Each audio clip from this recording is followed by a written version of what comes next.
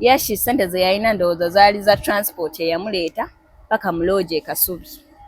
Kubanga e Kasubi waliyo loogi. Kati Yashi we yakomawo ndowooza kale n'abeera awo nga takyayagala kwogera nange. Yankubira ng'ali mu kizibu n'ansaba ssente. Teyagamba nti mpola? Yaŋŋamba nti mpa ŋŋenda kuwa, teyaŋŋamba nti mpola. Okitegeera?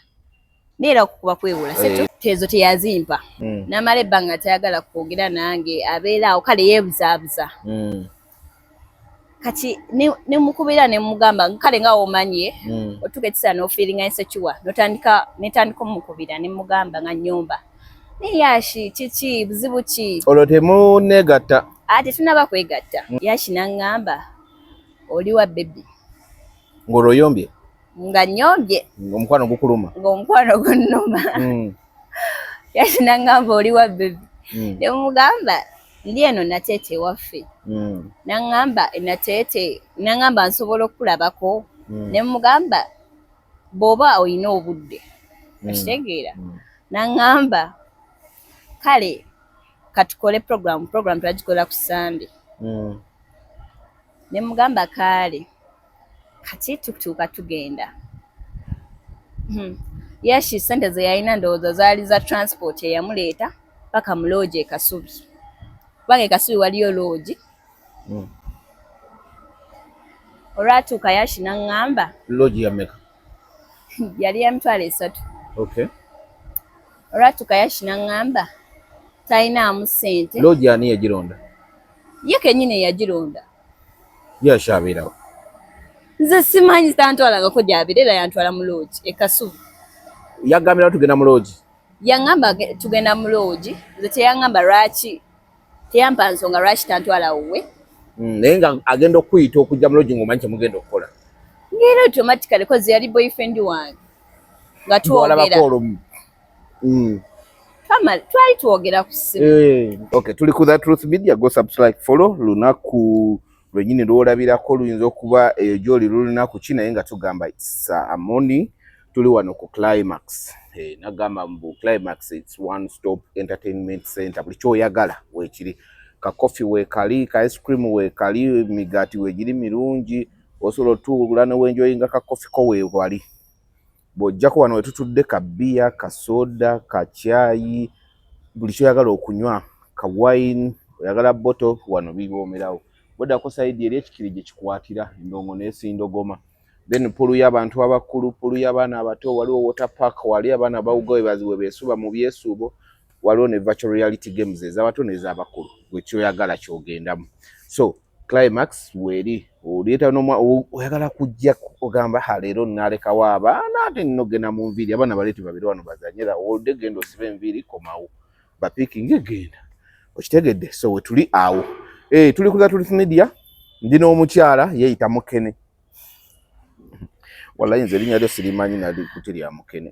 Yeeyita Mukene agenda ku introduce naye ngamba oba oyagala okugula ebintu e China buy with Joseph wali okubanga buli kimu akikola ate oba oyagala emmotoka bamuyita Sula Motors wali abasobola okulaba. Oba oyagala okulya kakoko akali grilled bamuyita TK Chicken Machingi. Ate tulina app empya bagiyita Play It Loud. It's a streaming app.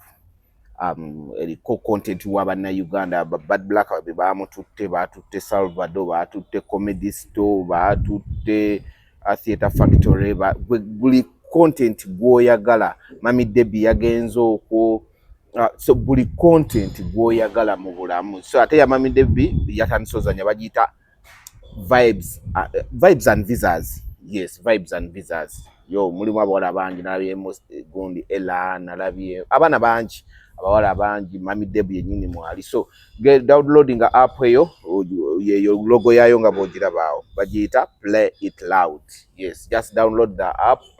When a content you solo battle clear nombaguza but it streams around Africa yona. So your content yabalagina kulabirwa wano na kitegezo boga inze international Africa abagenda kulaba. So we just launched it just previously ku Raw kusatu. So kitegeza app kweri operating. Aji download the app bagita Play It Loud. Ulewe ujogera bwerebera ko it's a one entertainment center. Buli goyagala okusesa kwali as long as oyagala kuseka kunyumirwa kuyiga documentaries kwezili fan kwaliso buli kimu mama soka weyanjule osoka ombulire tutuuka watyano we tuli nze ntandika okuba nga tugenda kwogera wano ku kamera weyanjule. Amanya nze Melting Culture genkosa ku TikTok. Melting Culture. Melting Culture, yes. Rakwade nagakyusiza mneita Kamukene ka Yash. Yash Poppy. Kamukene ka Yash. Ne mukene aberamu ebirungo era bagabanye bana bawe basobola okukola ki. Tegezo limu ebirungo bya Yash. Si birungo. Nalowooza ku bivumo byonna ebisemba bye bagenda okunvuma. Nengamba kanteekeko ekyo ng'oli ne wananvuma atya. Tewali kikuyigula tama. Tewali kinjigula. Kati lwaki oyita Kamukene ka Yash? Simanyi kumanya.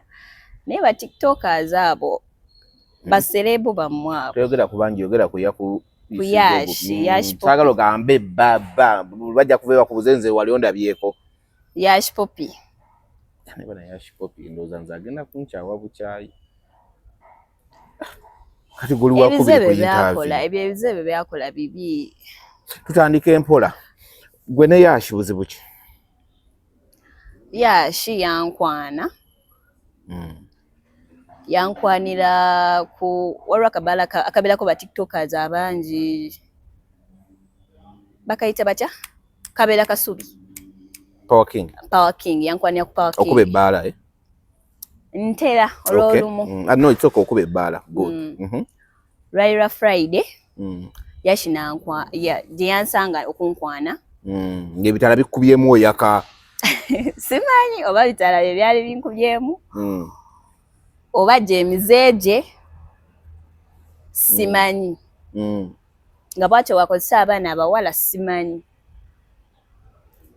Tugenda empola ogambe yakusanga ku Power King nankwana ne tugabana ennamba ne mwekwana teyakutwalirawo ne tugabana ennamba teyantwalirawo tewali shuwa saali shuwa kwolwo naye before nga tannaba genda gye yagenda e Nigeria nga twogera ne Yash olwo nga amaze okukwana ku Power King nga amaze okunkwana ne Power King kitegeeza mwekwanira ebbanga twekwanira ebbanga nze naye nga tubeera like nga twogera ku ssimu naye nga tetwemiitinga mwamiitinga gumu ku Power King I want to be sure twamiitinga gumu ku Power King tetwaddamu kwogera like sorry it's okay gera maaso ogenda bijjamu twamiitinga gumu ku Power King ne twogeziganya naye ku ssimu ne mugabana amasimu mutandika okwogera ku WhatsApp ne tutandika okwogera ku WhatsApp okay twogera before nga tannaba genda nankubira ng'ali mu tawuni nangamba alina emergency mbwe abasawo abasirikale baali bamukutte nga beetaaga emitwalo abiri nenkwata ne muweereza emitwalo 2 obimanyi ffe ebidiiru byaffe abawala wazijja mu ddiiru era nagijja mu musajja wange eyo nenzikwata nenziweerera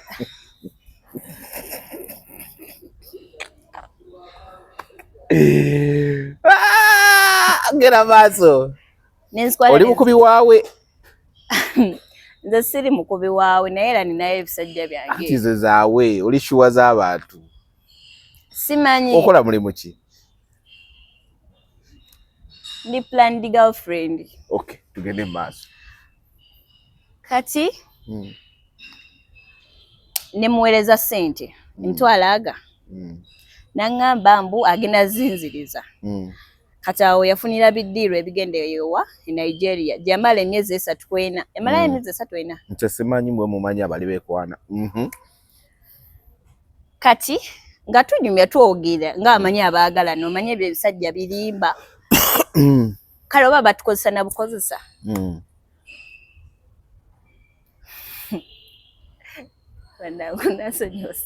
it's okay seka kuba bintu byatuuka ku ggwe kwanza natandika nange okuseka kati Yash we yakomawo ndowooza kale n'abeera awo nga takyayagala kwogera nange inako gira emitwalo 2 yali wali ogimuwadde bwinga abeekwana oba wali ogimuwoze yankubira ng'ali mu kizibu n'ansaba ssente. Teyagamba nti mpola. Yaŋŋamba nti mpa ŋŋenda kuwa, teyaŋŋamba nti mpola. Okitegeera?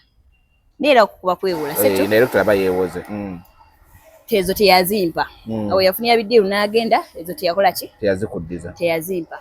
Kati mukomawo wano n'amala ebbanga tayagala kwogera nange, abeera awo kale yeebuzaabuza. Kati ne mukubira ne mugamba kale nga omanye otuka ekisaana n'ofiiringa insecure netandika omukubira ne mugamba nga nnyumba. Naye Yashi kiki buzibu ki? Olwo temuneegatta. Ate tunaba kwegatta. Yashi n'aŋŋamba oli wa bebi. Ng'olwoyombye? Nga nyombye. Omukwano gukuluma? Ng'omukwano gunnuma. Yashi n'aŋŋamba oli wa bebi. Ne mugamba ndi eno Nateete waffe. N'aŋŋamba Nateete, n'aŋŋamba nsobola okulabako. Ne mugamba bw'oba olina obudde. Okitegeera? N'aŋŋamba kale katukole program twagikola ku Sunday. Ne mugamba kale kati tutuuka tugenda. Yashi ssente ze yalina ndowooza zaali za transport eyamuleeta paka mu loogi e Kasubi. Kubanga e Kasubi waliyo loogi. Olwatuuka Yashi n'aŋŋamba. Loogi ya mmeka? Yali ya mitwalo 3. Okay. Olwatuuka Yashi n'aŋŋamba talinaamu ssente. Loogi ani yagironda?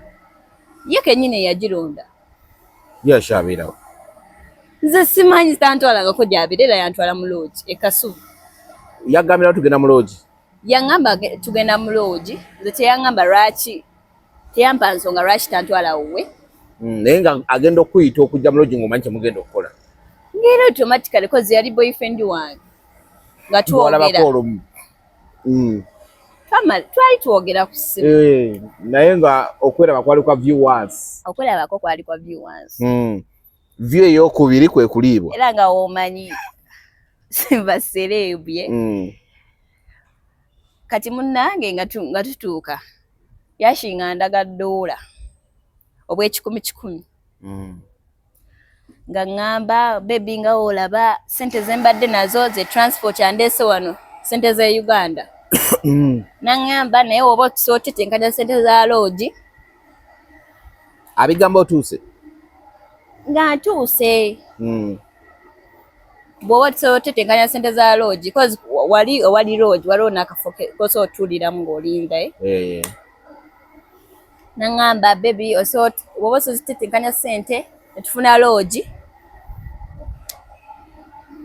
Nga ntetenkanya munnange ate nze ayagala ennyo. Nga mpaayo. Walinamu akasente awo wali? Nalinamuko. Kuba era nali mumanyi Yashi. Ng'ebbanga lyetumaze naye. Tansindikira yadde n'ebyo. Tinalinamu obusente bwange. Netugendamu. Netuyingira loogi. Etegeeza ebbanga lye mwamala nga mwogera. Kuba omuntu we muba mwogera n'olaba nga tammuka omwesonyiwa. Naye naawe wali oyagala. Era nali njagala. Teyakkaka. Ekisinga okuluma si ggwe kwegattako. Nakyo kinnuma naye.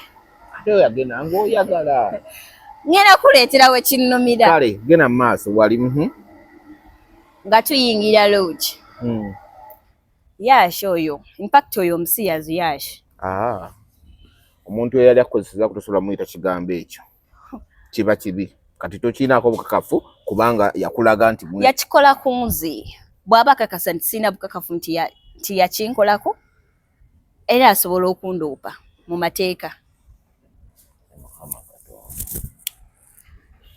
Yashi nga tuyingira room. Yashi nga ŋŋamba olaba oli awo tokola naye bawala banno bakola ki? Bakola. Ne mugamba nenze Yashi nga nnoonyeza emirimu. Gikubuze? Emirimu gimbuze.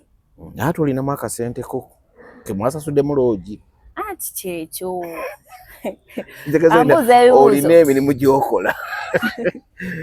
Gy'atannaba kutegeera. Sirina emirimu gyenkola. Kati sente ozigyawa? Obeera wammwe? Nze ninayo abantu bange era abampa. Kyenkubuuza obeera wammwe? Sibeerayo naye era ninayo abantu weepandisiriza si bwe kiri okera kumakya n'olya n'onywa tokola olina emirimu emirala gy'okola tugende mu maaso so Yashi nga ngamba nze nsobola okuconnectinga ku chicken naakolaki buwaliwo bino ebintu bye bayita bihookup abawala be bakola mu chicken asobola okunfunira abasajja ab'ebbeeyi nova ku balayisi abasajja abo ab'ebbeeyi ate oŋŋambye mwali boyfriend na girlfriend nga mutandisa okweyagala kati ate ajja ate boyfriend watandika okufunira anti business oshegera eno musigale nga mweyagala ereebere business kali kabeere ka business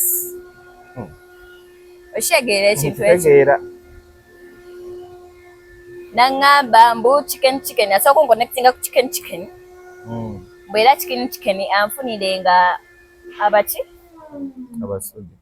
anfunire nga abasajja ab'ebbeeyi naye ate abasajja ab'ebbeeyi baagala nnyo ekigambo nkyogere baagala nnyo akabina okusinga ffe ebitundu byaffe ebyekyama abakazi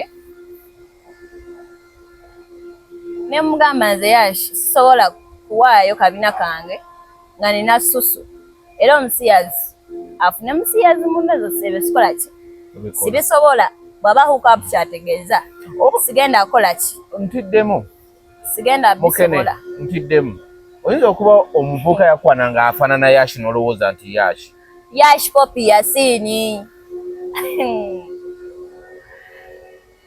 nze wagala simanyi gy'abeera oyo gayi naye nga nze mpulira like akikola abaana bangi abatasobola kukola ki kwogera kade ekyuma kireekaana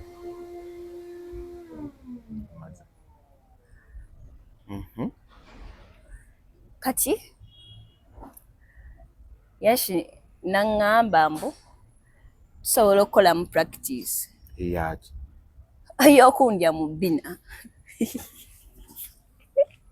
ebigambo bye muwulira si byange bigambo bya mwana muwala ono yaŋŋamba tusobola okukola mu practice era ebivubuka ebyo bannange tubiboole butukole mu practice chicken wanajjira kunfunira omusajja ng'olwedde mbimanyi koze namugamba nze ndimbeerera ku bbina tebandyangako okitegeera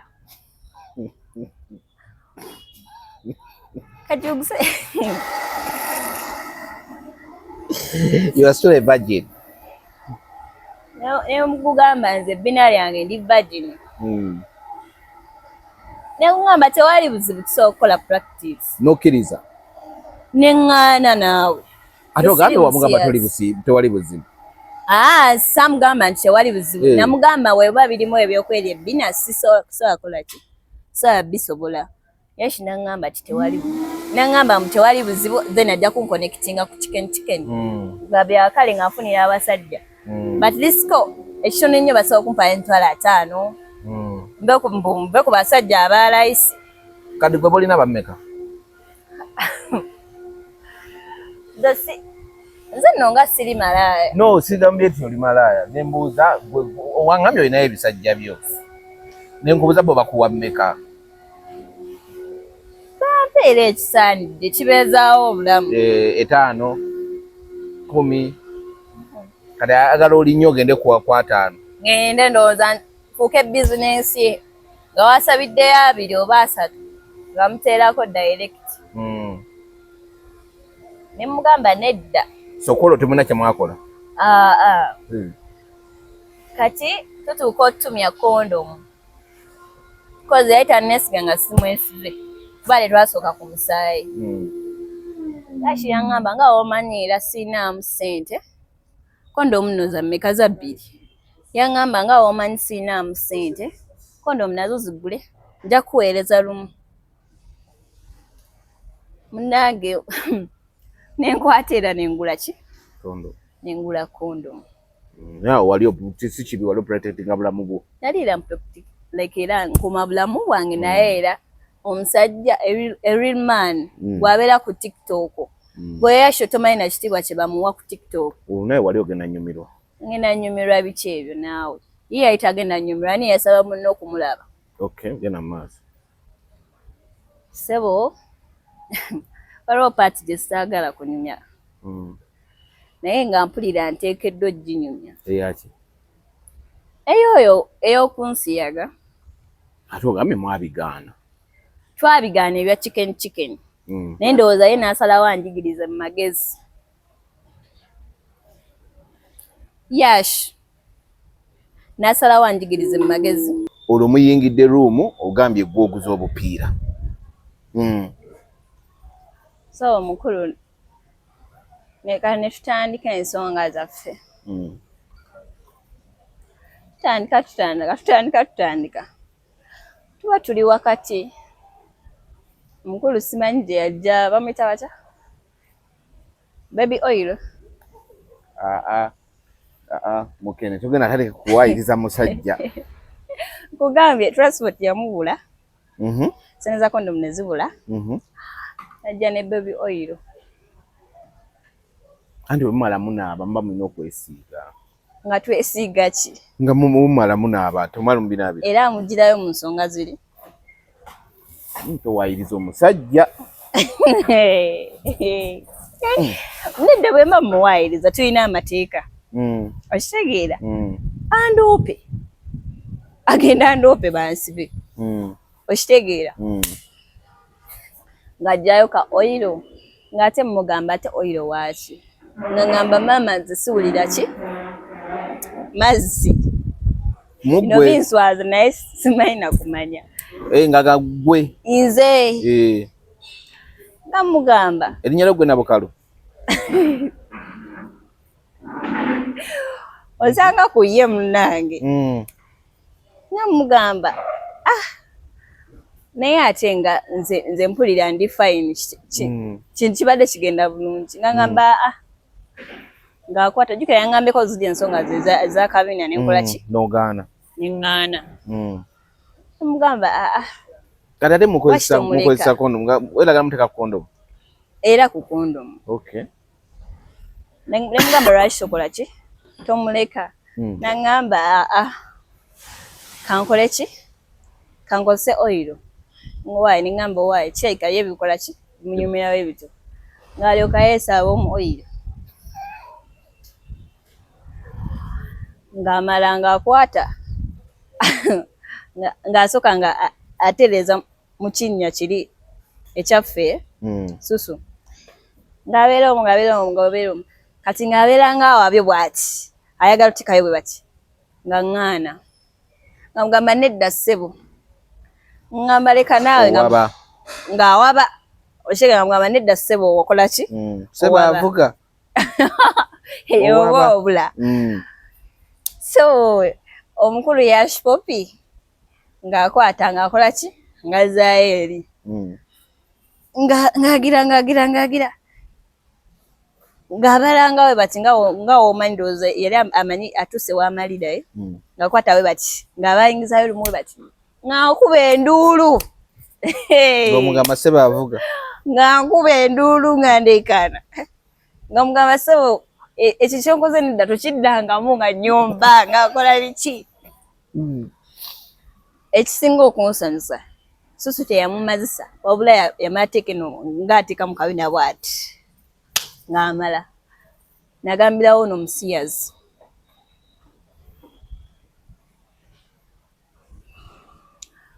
Ono musiyazi. Era Yash Poppy musiyazi.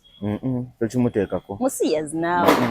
Ne byekozaakoza mu vidiyo golowooza ebyo byekozesebwa omusajja. Omusajja asobola okwekoza bw'atyo. Nze nkulabye ku sitasi y'omuteekayo omuduweetinga. Cause nina kye ntrying okuleeta. Bw'abantu ne banvuma zirwakati nagambye yandya n'atampa ssente. Waliwo ebirala bye mbadde saagala kwogera. Naye byebyo musiyazi.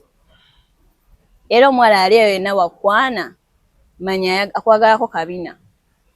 Gwe ekisinga okuluma ki? Kutakusasula ssente oba yakuma time yayagala okunkozesa mu kabina ate n'atampa ssente zange gali amitwala 2 ge namuwa nayagala n'okunkozesa mu kabina n'atampa ssente nesasa ne lodge ako kamanyiro nabaki oyo aba musajja kikaaki in fact oyo mukazi kikaaki kuba yashi mukazi si musajja mukazi amanyira n'okumanyira wabula okuva mali muze mukwogera nga twogera kuki namugamba mpe ssente zange teyayandeka ku blue tick nze nkoleja ebanga neteredawo video era singa yakola ki ezikuwa singa yazimpa waba tayagala muswaza mumaze banga kinga mu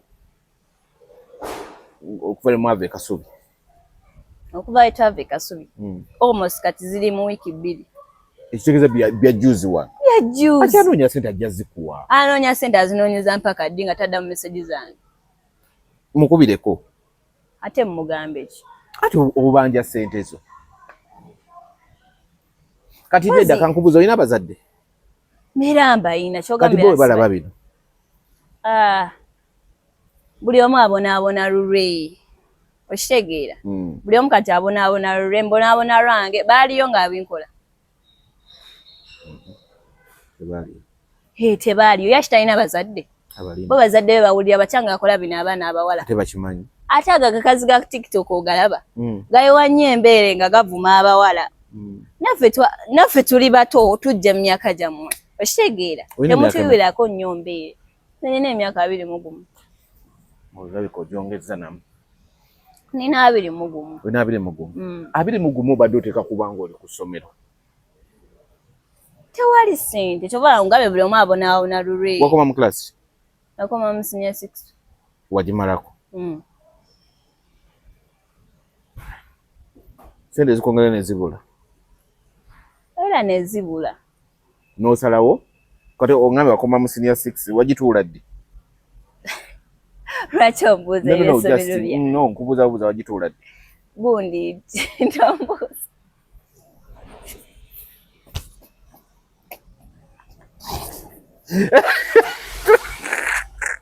yo wagituula yo wagituula okay njivuddeko omaze banga kinga obudde mu ssomero maze emyaka 2 wallahi omaze emyaka 2 nga toli mu ssomero kikinga kimuziga nseko omaze emyaka 2 nga obudde mu ssomero emyaka 2 wali okozeeko nakolako baddeko eyo gye mbadde nkola banga eriyise emyezi ng'ena emabega kikibu kye kyakugjayo era nga obimanyi bakulumba olya omukozesa like abana batukozesa baagala nnyo oluma ddala ng'okolera mwezi nakolera emyezi 2 nga tebansasula ate obimanyi naawe kati onoonya omulimu bwe buzibu kati bwe buzibu naye nga bakufunira obuzibu omulimu osobola okukola nkolera ddala n'otadda mu bino byakwemasaga kudda eno kudda eri biki biki ate biki byenneemasagga kunoonya basajja genda mu Power King ate ku Power King nze yamutomera oba yeyantomera gwali tosobola gaana mwakasiba temuli olaba omuntu olwokuba omulabe ku TikTok nnyonyonyo tolina mukasiba olinnyako ku ddaala n'oyagalako ku serebu onanyumiza ki batabani bo oba bawalabo kati mukola byafaayo era kale ogera tuza batabani bo ne bawalabo batumye obanyumiza bino bye bakola bwekiba kyetaagisa olaba tuyigira mu nsobi era buli ali eyo nga ndaba soolo yiga n'okugaana okuyiga waliwo n'abatayiga okay era nange olaba yashi yakinkola neera muserebe omulala asobola okunkwana era n'okkiriza era nzikiriza kwegamba tetuyiga tuli awo naye gwe panega mugikubira wala obeera nateeto ogikubira kasubi ye awo kasubi eri na bulagala waggulu gw'obwenza obukolera ku kyawo kw'obeera era onoonyayo ekyalo ekirala mbadde sogera ku kyabwenzi badde ngamba pate naye oba ngamba kyabwenzi nti obukolera badde ngamba obeere natete temulimu zi disco ate natete kati gosobola ofuluma ng'oyambadde bubi nga ku kyawo kwe bakumanyi tosobola naawe oba weetaagayo ekyalo ekirala ne bwe bakulaba ng'oli bute bajja gamba bannange bebiwala byambala bubi naye nga tebakumanyi ekitegeeza mu klabu mwambala bubi si bubi nnyo kubanga waliwo abaali bambadde obyokusingaanza neera nnyambala ebyetaagisa mu club. Ekitegeeza mugenda mu club muno nga mulinamu kiri balina okunkwana leero? Edda mukwano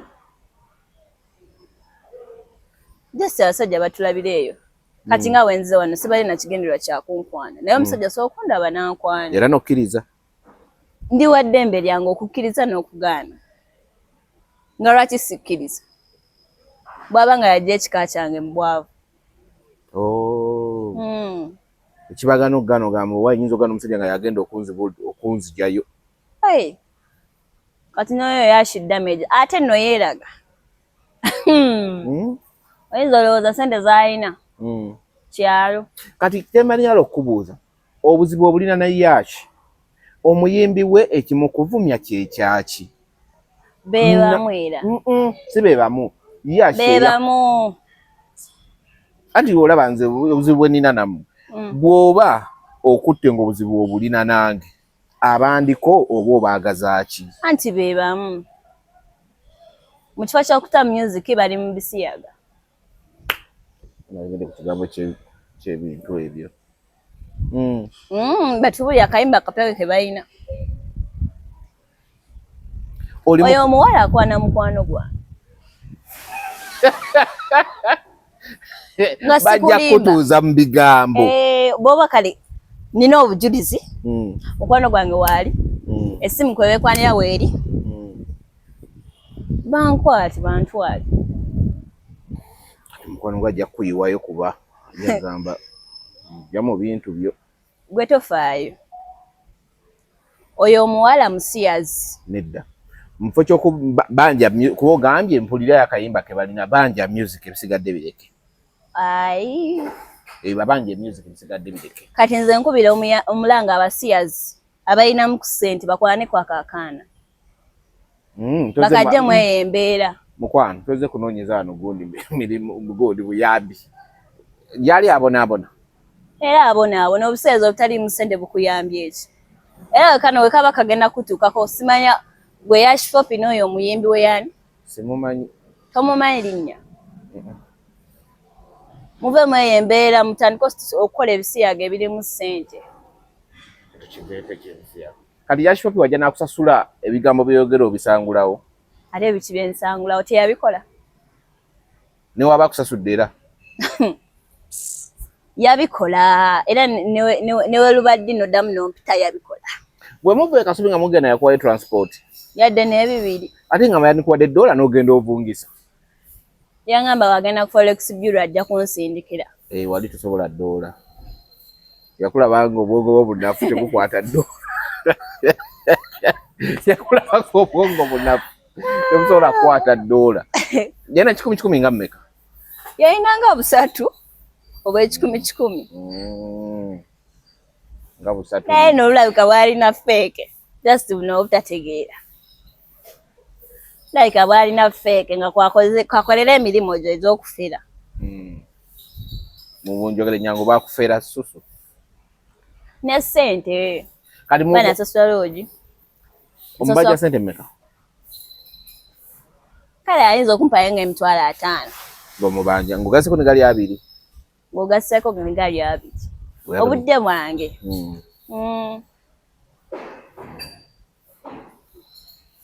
Yash amanyiira. Naye akwata omuyimbi we ziri connections eyaŋŋamba. Aziweko ku muyimbi we batandika okukola ssente. Music bamuveemu. Nokulabye omutaddeyo nga akwata mu nnyindo ki owadde otegeeza? Sajja kijama nze bannange.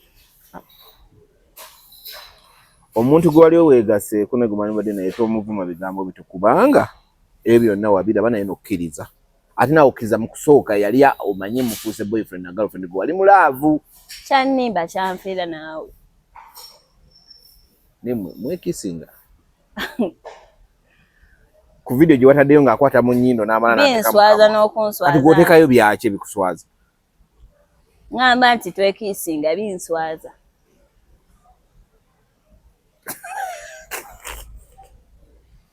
Kyokka omuduweetinga kye kisinga okunsesa. Ati like Mbalage oyo guy engeri gy'alimu nasty. Kyana kijama. Kyani baddeko kirungi ng'okirabyeko awo. Ne wannange. Ogwana ogwo gubi.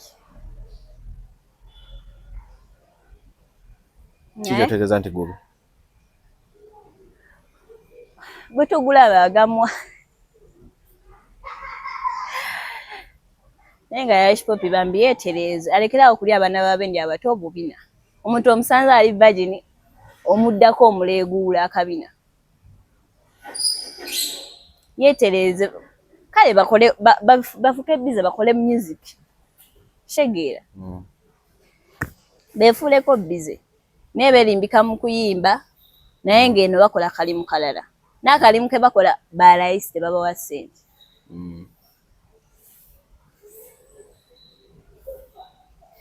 Kati oyagala kuyambibwa otya? Njagala Yashpopi ampe ssente zange. Era wanaazimpa nja kudda neebaze. Weebaze ogambe nti Yashi. Internet weebale. Yashi sina bye mwebaza kubanga singa yali ayagala mwebaza singa yazimpa. Kati atambuza obusolo obulema.